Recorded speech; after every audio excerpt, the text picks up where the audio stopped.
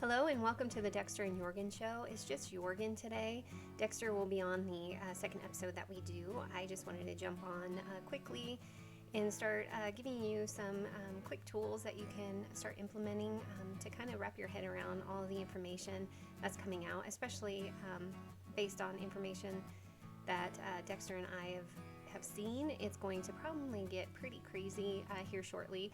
So I just wanted to hop on, give you some quick tools that I use. As a past investigator, I still do some investigations, and I'm a researcher. So I just want to give you some of the tools that I use. First off, anytime that you see information and it's readily available to you, the odds of it being 100% factual is pretty slim. So I'll actually just start off by kind of giving you the steps that I use to jump into the information that's provided. So Dexter and myself are investigators of reality. We say that because basically what we do is we just dig into the information to try to make sense of it and see what reality is out there. Again, if it's easily available, the odds of it being actual reality are pretty slim. So just keep that in mind as you go through any information that you see. And we're providing this information because we want to provide it to all of our listeners as we develop that base to make sure that you guys have the information, and that way we're cultivating you as agents of inquiry.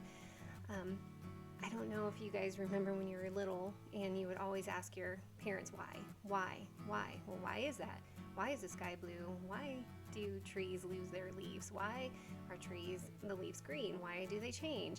I mean, we were always inquisitive, and somewhere along the lines as we grew up, a lot of us lost that.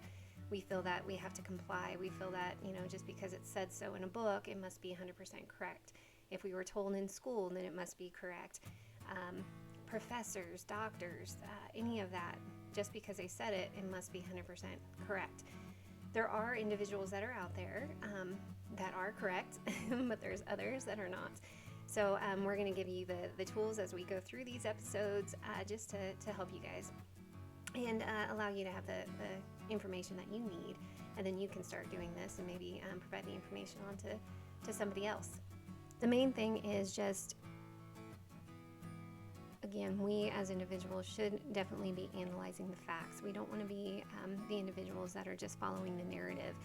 Sometimes after you analyze the facts, you might find yourself, going along with the narrative because it might make sense. But over time, we as individuals have become a bit complacent, and it's our responsibility to take information that's given to us because it's out there. We just have to dig for it sometimes.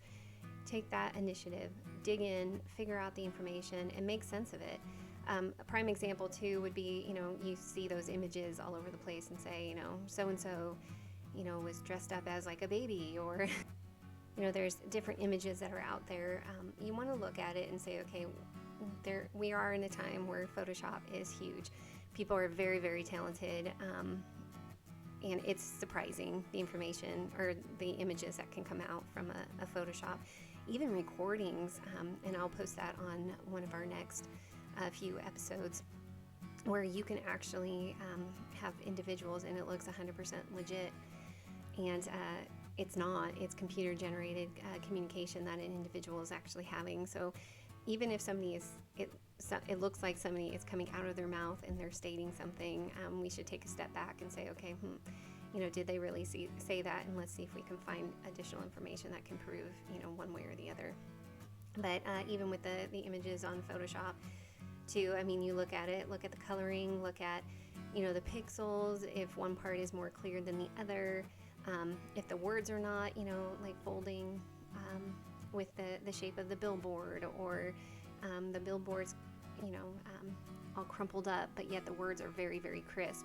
Things like that, take a step back, and we'll like what I was saying, we'll dig in future episodes, and we'll start showing you how you can look into that detail. But thank you all for joining me today. Hopefully this is a good starting point, and I didn't bore you too terribly, and I do promise that Dexter will be on the next one.